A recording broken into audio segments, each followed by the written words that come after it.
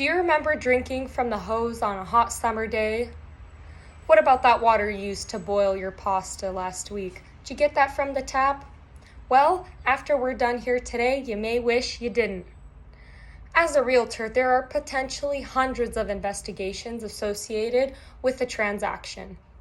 I represented a buyer recently here in Mission Viejo, where he conducted multiple tests on his water system.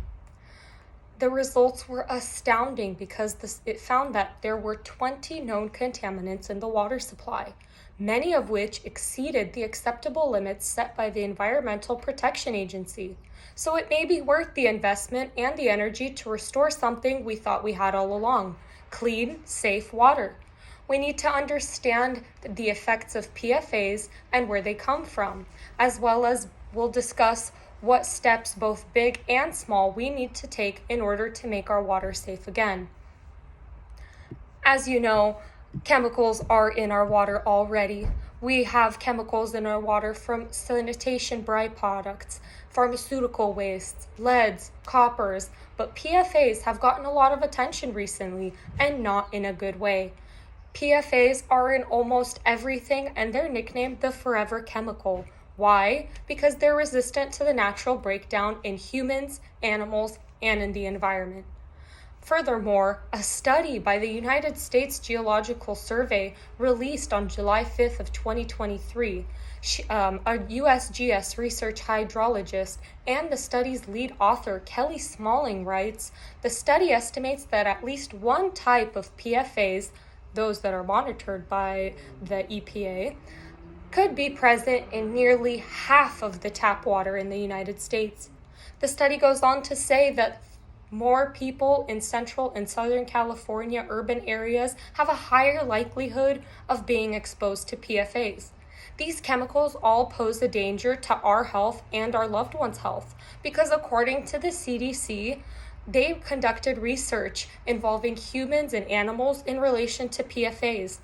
They concluded that high exposure to PFAS can lead to increased cholesterol, liver damage, decreases in thyroid hormone, which leads to a weakened immune system and slower metabolism function. It can also cause preeclampsia in pregnancy and birth defects. It causes cancer as well. So why is this in our water, and where does it come from? Well, according to the data collected by the Environmental Working Group and Northeastern University, water systems in all 50 states have been contaminated with PFAS. But high concentrations of contamination occur from industrial waste and, surprisingly, firefighter foam.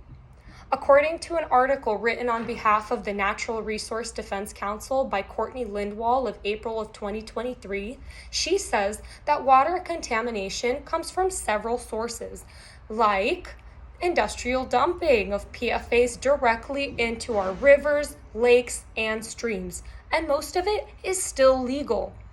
Or from the seeping of PFAS into our groundwater from trash in our landfills and from burning of PFAS, which are contained in products.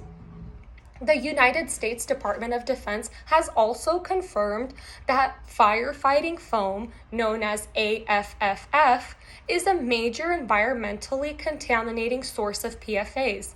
When AFFF is used to suppress a fire, the PFAS inside the foam are able to seep into the environment and contaminate our groundwater. Furthermore, they continue to contaminate anything in their path. Improper disposal of chemicals found in nonstick cookware, water-repellent clothing, stain-resistant fabrics and carpets, heat-proof consumer goods, as well as the improper regulation of PFAS in firefighting foams are the main reasons why we are exposed to these forever chemicals. Because these forever chemicals cannot break down, they make it through our public filtration system and into our homes. We need to fight our own fight and make our water PFA free. But what can we do about PFAS?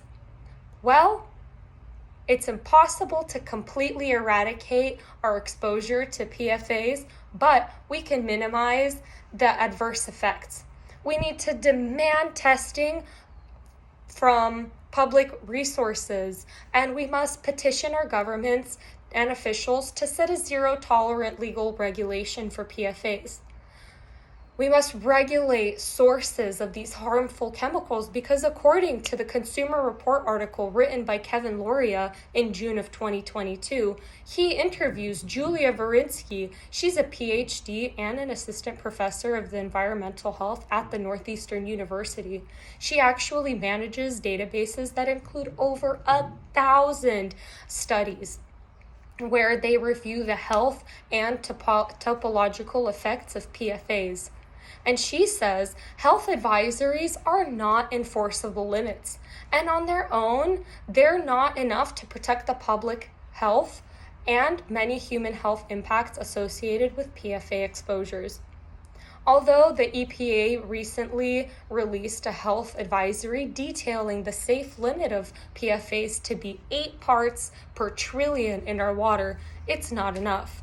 According to the 2023 USGS study, everywhere that strains of PFAS were found, they were exceeding the limits set by the Environmental Agent Protection Agency in 2022.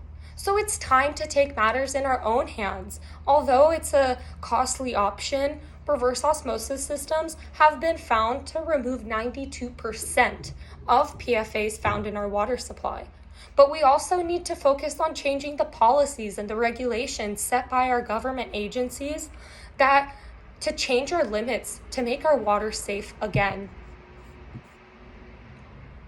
We went over today what PFAS are, where they come from, and what steps you can make to filter out chemicals in your water.